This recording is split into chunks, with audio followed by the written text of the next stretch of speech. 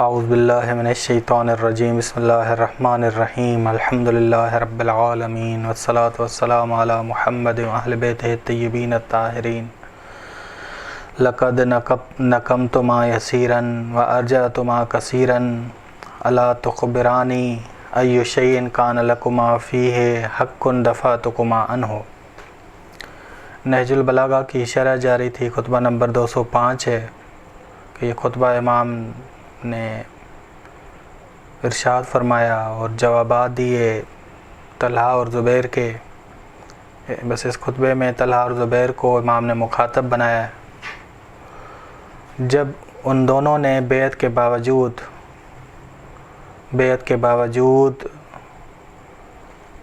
بیعت سے انکار کر دیا، بیعت کر دی تھی، اس کے بعد امام کی بیعت کو توڑ دیا، ناقصین میں سے بنے اور مشورہ کرنے اور مدد نہ مانگنے پر امام آپ سے ناراضگی کا اظہار کیا کہ مشورہ کرنے کے آپ ہم سے مشورہ کیوں نہیں لیتے، آپ ہم سے مشورہ کیوں نہیں لیتے، اول ہم سے مدد کیوں نہیں لیتے، اور بیت المال میں سے بڑا حصہ ہمیں کیوں نہیں دیتے۔ یہ اعتراضات تھے طلحہ اور زبیر کے۔ امام نے فرمایا کہ تم نے معمولی سی بات پر غصے کا اظہار کیا ہے، لیکن بڑی باتوں کو پس پش ڈال دیا ہے۔ معمولی سی بات کہ مشورے کو ترک کرنا، امام نے مشورہ نہیں لیا۔ یہ امام کہہ رہے تھے کہ معمولی بات ہے کہ آپ لوگوں سے مشورہ نہیں لیا میں نے۔ مشورہ یہ کہ یہ چاہتے تھے کہ بیت المال کو کیسے تقسیم کرنا ہے، یہ مشورہ امام علی علیہ السلام ہم سے لیں تاکہ یہ کہتے کہ ہمیں حصہ زیادہ دیں، وہی حصہ ہمیں ملے جو خلیفہ دوم کے زمانے میں ملتا تھا۔ حالانکہ حکم واضح تھا کہ جو رسول خدا صلی اللہ علیہ وسلم کے زمانے میں طے ہوا تھا وہی حصہ دیا جائے، جو قرآن کریم نے خدا نے طے کیا ہے وہی حصہ دیا جائے۔ حالانکہ ایک حکم جب واضح ہو اور علی علیہ السلام اس پر چل رہے ہیں تو مشورہ مانگنے کی ضرورت نہیں ہے۔ بس امام نے کہا کہ معمولی سی بات کہ مشورے کو میں نے ترک کیا کیونکہ معاملہ واضح تھا۔ رسول خدا صلی اللہ علیہ وسلم کی جو سنت تھی یا جو قرآن کریم کے احکامات تھے اس کے مطابق میں نے بیت المال کو تقسیم کرنا تھا، عدالت کے ساتھ میں نے حصہ دینا تھا۔ بس مشکل یہ تھی کہ دوسروں کے برابر بیت المال میں حصہ ہمیں کیوں دیا، ہماری شان کو کم کیا ہے۔ امام فرمانے کہ تم نے معمولی سی بات پر تو غصے کا اظہار کیا لیکن بڑی باتوں کو پس پش ڈال دیا۔ بڑی بات بڑے امور سے مراد اتحاد ہے کہ اتحاد کو تم نے مد نظر نہیں رکھا۔ تم لوگ جا رہے ہو، تم میری مخالفت کرنے کے حوالے سے تم میری مخالفت کر رہے ہو، اتحاد مسلمین کو برقرار نہیں رکھ رہے، جنگ کی طرف جا رہے ہو، ٹھیک، مخالفت کی طرف جا رہے ہو، ٹھیک۔ امام فرمانے کہ بڑے امور سے مراد بڑے امور کا تم لوگوں نے خیال نہیں کیا، ایک اتحاد، مسلمانوں کی مصلحت اور رہبر حق کی مخالفت، یہ بڑے امور ہیں جن کو تم نے پس پش ڈال دیا۔ کیا تم یہ بتا سکتے ہو کہ تمہارا کون سا حق ایسا ہے جس سے میں نے تمہیں محروم کر دیا ہو؟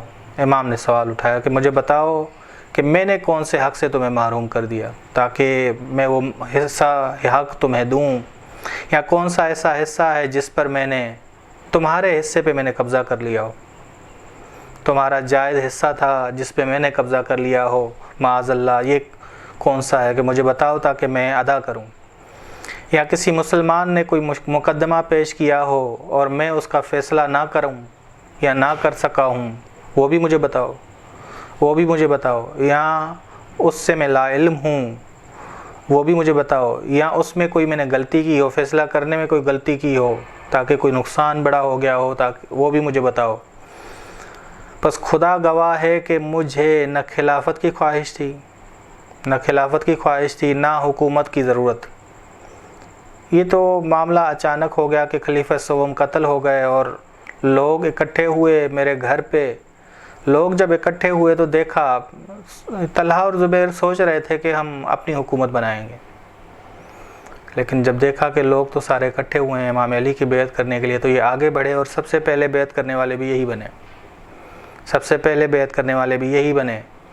بس امام اشارت کر رہے ہیں اسی کی طرف کہ میں اس خلافت کا خواہش مند نہیں تھا، نہ ہی حکومت کی احتیاج تھی، تم لوگوں نے مجھے اس امر خلافت کی دعوت دی، یعنی میں کوئی نکلا نہیں تھا کہ مجھے خلافت دو، آئے تم لوگ میرے گھر میں، بس میں نے کوئی تم پہ فورس نہیں کیا تھا، زبردستی نہیں کی تھی، مراد امام یہ اشارہ کر رہے ہیں۔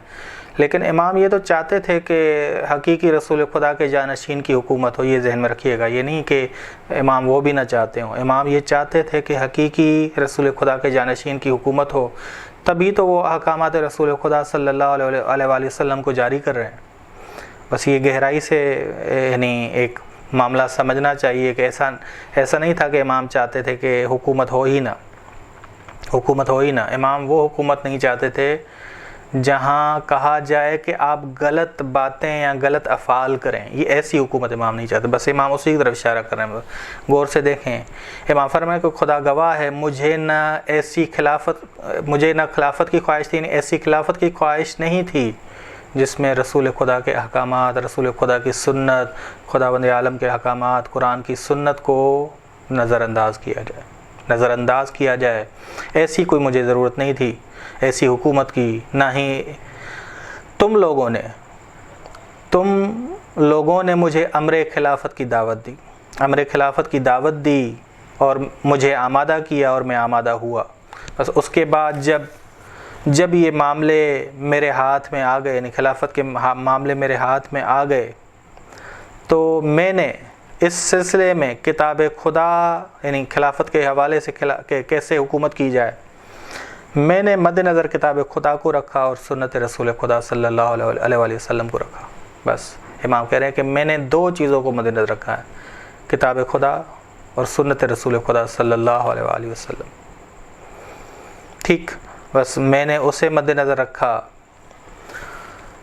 بس اس کے دستور پہ نگاہ کی، جو اس نے حکم دیا تھا میں نے اسی کی پیروی کی، جو اس نے حکم دیا تھا اسی کی پیروی کی، اور اسی طرح رسول خدا صلی اللہ علیہ وسلم کی سنت کی اقتداء کی، جس کے بعد نہ مجھے کوئی غلط اور ناحق رائے کی ضرورت تھی کہ میں تم سے غلط مشورہ لوں۔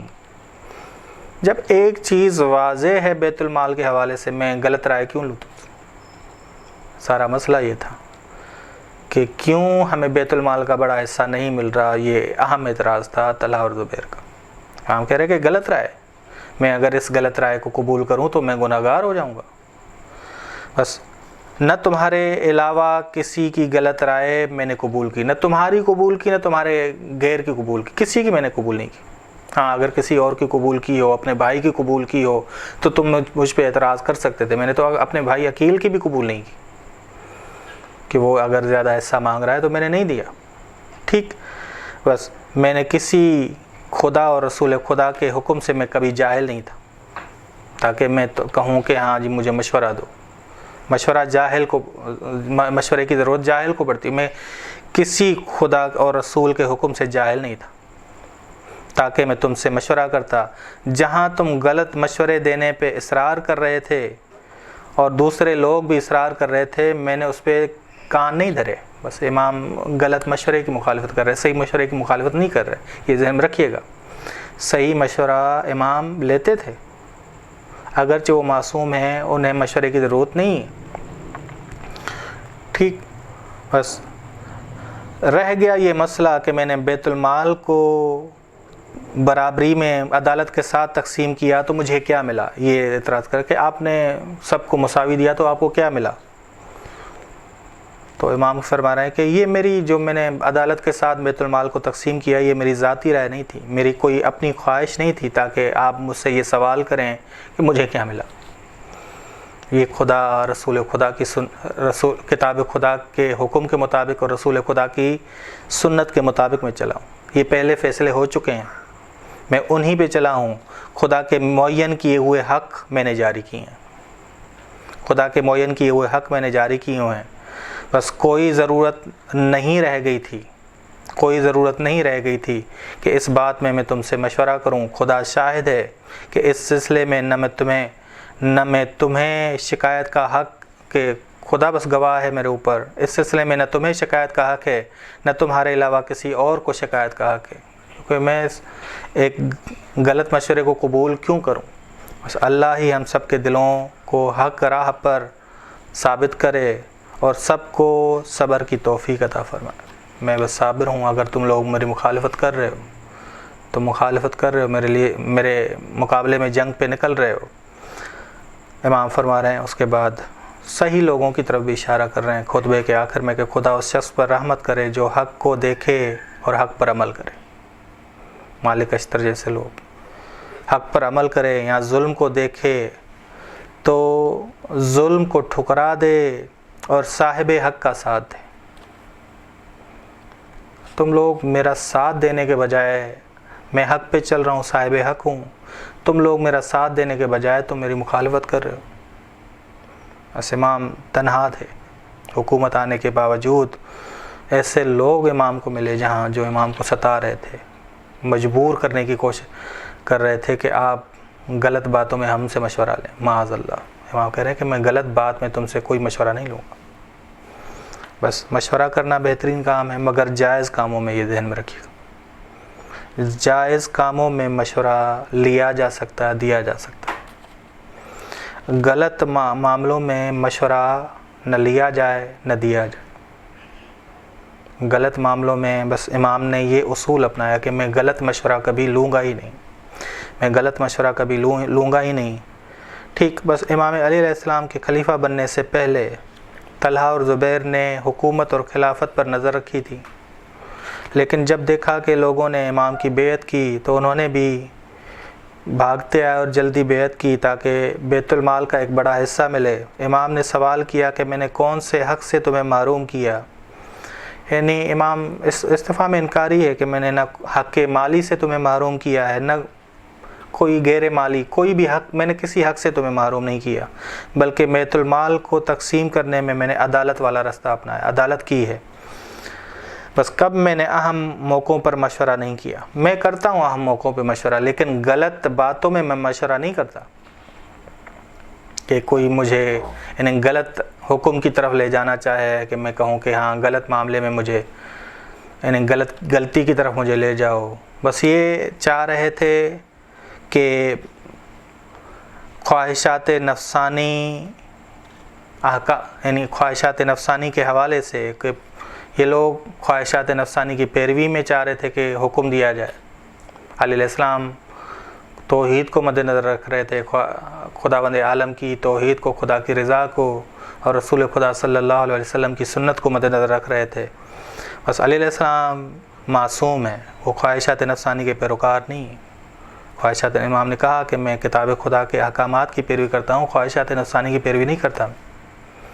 بس یہ واضح سا حکم دیا۔ بس امام نے ایک جملہ ارشاد فرمایا، نہج البلاغہ میں ہی ہے، کہ حق جو ہے سنگین ہے، وزنی ہے، لیکن قابل ہضم ہے۔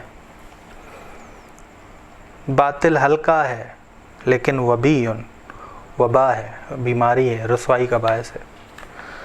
بیماریاں دو قسموں کی، ایک بیماری ہے جو رسوائی کا باعث نہیں بنتی، ایک بیماری ہے جو رسوائی کا باعث بنتی ہے۔ وبا وہ بیماری جو رسوائی کا باعث بنے۔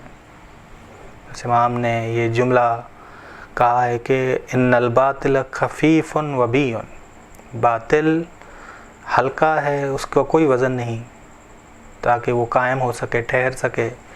وبی اور وبا ہے، بیماری، رسوائی۔ وصلی اللہ علی محمد اہل بیتہ الطیبین الطاہرین، اللہم صلی اللہ۔